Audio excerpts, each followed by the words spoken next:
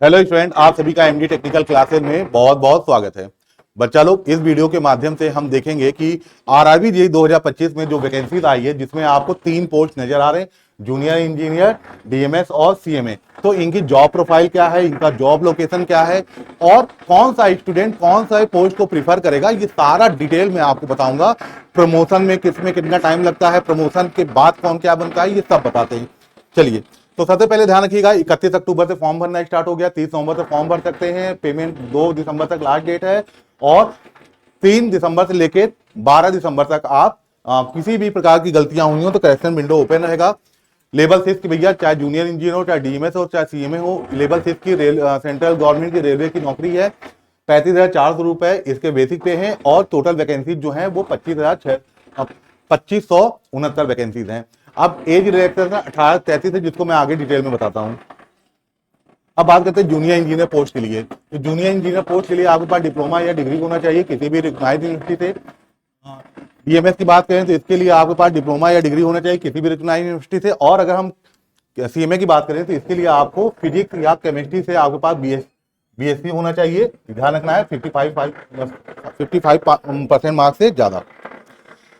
यहां पर ध्यान रखिएगा, जो एज लिमिट का मिनिमम जो एज लिमिट का है वो है आपका डेट ऑफ बर्थ, चाहे आप किसी कैटेगरी के हो, 1 जनवरी 2008 से के बाद का ना हो। और अब बात करते हैं अपर एज लिमिट का। तो अगर आप अनरिजर्व ईडब्ल्यूएस के हैं तो 2 जनवरी 1993 से पहले का डेट ऑफ बर्थ ना हो। ओबीसी के हैं तो 2 जनवरी 1990 का पहले का ना हो। एससी या एसटी हैं तो 2 जनवरी 1998 के पहले का ना हो। चलिए, अब जल्दी से बात कर लेते हैं। स्टेज सभी को पता है, सीबीटी 1, सीबीटी 2, फिर डॉक्यूमेंट वेरिफिकेशन, फिर मेडिकल आपका एग्जामिनेशन होता है। बात करते हैं, इसको एक बार स्क्रीनशॉट ले लीजिएगा। ये पूरा आपको कैटेगरीज वाइज ये बताया गया है कि किस जोन में कितनी नंबर ऑफ वैकेंसी, जैसे सबसे ज्यादा वैकेंसी आपको कोलकाता में दिख रही है और सबसे कम वैकेंसी आपको गुवाहाटी में दिख रही है। ठीक है, अब बात करते हैं यहां से थोड़ा सा हम लोग आराम से चलते हैं। देखिए, सबसे पहले बात करते हैं डिपार्टमेंट की। तो जूनियर इंजीनियर्स में देखिएगा, डिपार्टमेंट में जैसे टेक्निकल के पूरे department, civil, mechanical, electrical, electronics, computer science, ये सब एलिजिबल हैं। ठीक है, और क्वालिफिकेशन में डिप्लोमा होना चाहिए, डिग्री होनी चाहिए आपके पास। मेडिकल स्टैंडर्ड A3 B1 आपके वेरीज बाई ब्रांच के बाद वो होता है। नेचर ऑफ जॉब समझिएगा। अच्छा, ये अभी मैं जल्दी से बता रहा हूं, बाकी मैं अलग अलग सबका बताता हूं, चाहे तो आप इसका स्क्रीनशॉट ले सकते हैं। नेचर ऑफ जॉब क्या होगा भाई, या तो फील्ड में होगी या टेक्निकल सुपरविजन होगा। पोस्टिंग एरिया आपकी क्या होगी, वर्कशॉप होगा, कंस्ट्रक्शन साइट होगा, डिविजनल हेडक्वार्टर्स होगा। Suitable for engineer who like field work, जो कि फील्ड वर्क पसंद करते हैं।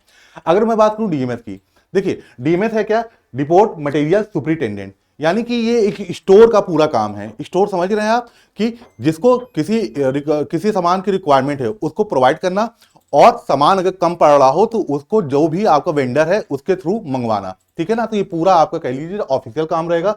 ये पूरा मैंने आपको दिखा दिया बेटा। ऐसे ही जो सीएमए है, केमिकल एंड मेटलर्जी असिस्टेंट। अब आप कहोगे रेलवे में केमिकल की क्या जरूरत है, तो रेलवे में भाई डिफरेंट टाइप्स के ऑयल यूज होते हैं, डिफरेंट टाइप्स के पेंट्स यूज होते हैं, आपके वेल्डिंग मटेरियल की रिक्वायरमेंट होती है। तो ये सब किसके जिम्मे होता है, केमिकल सीएमए के अंतर्गत। ठीक है, अब एक एक करके देखते हैं। सबसे पहले देखिए, जूनियर इंजीनियर के बारे में बता दूं तो भैया आपका जो नेचर ऑफ जॉब होगा, फील्ड होगा या टेक्निकल सुपरविजन होगा। Site inspection, maintenance, project work, ये सब आपके काम आएंगे। अब आपके इसके सब डिपार्टमेंट आप सभी को पता है, जैसे इसके सब डिपार्टमेंट कौन कौन से होते हैं। वर्कशॉप हो गया, ट्रैक मशीन हो गया, टीआरएस हो गया, है ना। ऐसे ही बहुत से आपके जैसे लोकोमोटिव हो गया, डीजल लोकोमोटिव हो गया। अच्छा, team coordination with technician and workers, आपको भाई कोऑर्डिनेट कर रखना पड़ेगा पूरी टीम के साथ, क्योंकि आपके अंतर्गत बहुत से टेक्नीशियन और वर्कर्स रहेंगे।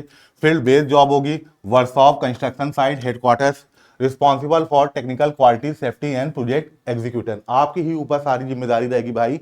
किसके ऊपर, टेक्निकल क्वालिटीज को देखना, सेफ्टी को देखना, और जितने भी प्रोजेक्ट आपको मिलेंगे उनका एग्जीक्यूट कराना। बात करते हैं प्रमोशन की, तो आप जो नेक्स्ट प्रमोट होके क्या बनेंगे भाई, सीनियर सेक्शन इंजीनियर बनेंगे। ठीक है, उसके बाद आप असिस्टेंट डिविजनल इंजीनियर्स बनेंगे। आपको कितना टाइम चाहिए होगा प्रमोशन के लिए, तो 4 से 6 साल में आपका प्रमोशन ये होता है। बात करते हैं डीएमएस की, डिपोर्ट मटेरियल सुपरिटेंडेंट की, तो मैंने बताया था कि रेलवे में चाहे एक छोटी सी पिन की जरूरत हो या बहुत बड़ा सा किसी भी एलिमेंट का रिक्वायरमेंट हो, ये सारी रिक्वायरमेंट आपके स्टोर से ही फुलफिल होगी।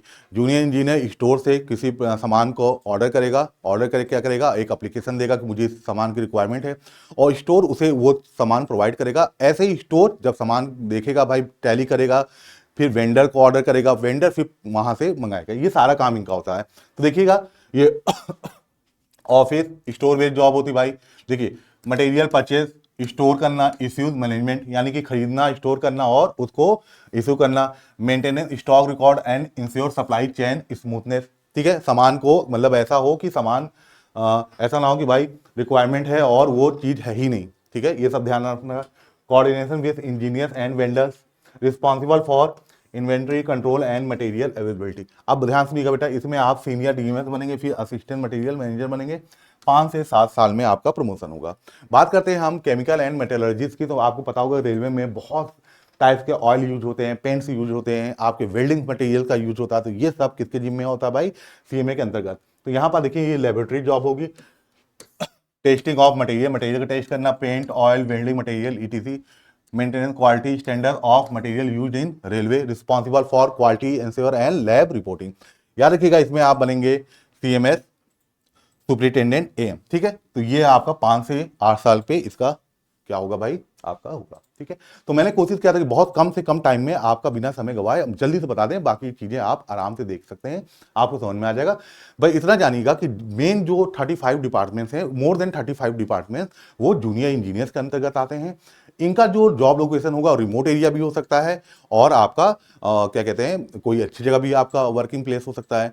पर अगर हम बात करें सीएमएस की और डीएमएस की, तो इनका जनरली जो होता है वो रिमोट एरिया नहीं होता है। और मैंने सबका अलग अलग से आपको आइडिया दे दिया। अगर आप आरआरबी जेईई 2025 की तैयारी कर रहे हैं तो इसके लिए एमडी टेक्निकल क्लासेस का इंजीनियर बैच बहुत बेहतरीन बैच है। सीबीटी 1 और सीबीटी 2 के दोनों सब्जेक्ट का कॉम्बो बैच अगर आप लेना चाहेंगे तो ये सिर्फ 899 में 899 मिल जाएगा। इस बैच में सभी क्लासेस लाइव मिलेंगी, किसी कारण से क्लास नहीं कर पाए तो आप रिकॉर्डेड देख सकते हो। ठीक है, और जितने स्टडी मटेरियल की रिक्वायरमेंट होती है वो सब आपको बैच में प्रोवाइड किया जाएगा, चाहे क्लास पीडीएफ हो, वर्कशीट हो, सब कुछ एवरीथिंग आपको दिया जाएगा। ये ध्यान रखना है, सिर्फ 899 में पूरा सब्जेक्ट सीबीटी 1 और सीबीटी 2 का। ऐसे ही जो स्टूडेंट सिर्फ सीबीटी 1 चाहते हैं सारे फीचर्स के साथ, ये बैच आपको 699 में मिल जाएगा। और जो स्टूडेंट सिर्फ सीबीटी 2 चाहते हैं वो पूरा आपको 799 में पूरा बैच मिल जाएगा। ठीक है, तो मेरे ख्याल से आप समझ गए होंगे। अगर आप इस बैच से जुड़ना चाहते हैं तो एमडी क्लासेस के ऑफिशियल ऐप को क्या करना है भाई? इंस्टॉल करिएगा, मोबाइल नंबर ये सब रखेंगे तो ये आप रजिस्टर्ड हो जाएंगे। रजिस्टर्ड होने के बाद एमडी टेक्निकल क्लासेस पे आएगा, पेड कोर्स पे जाइएगा, पेड कोर्स पे जाएंगे तो इंजीनियर बैच दिखेगा, इंजीनियर बैच पे जाके आप किसी भी पेमेंट ऑप्शन से पेमेंट कर सकते हैं। तो मेरे ख्याल से आप सारे बच्चे समझ गए होंगे। तो थैंक यू वेरी मच।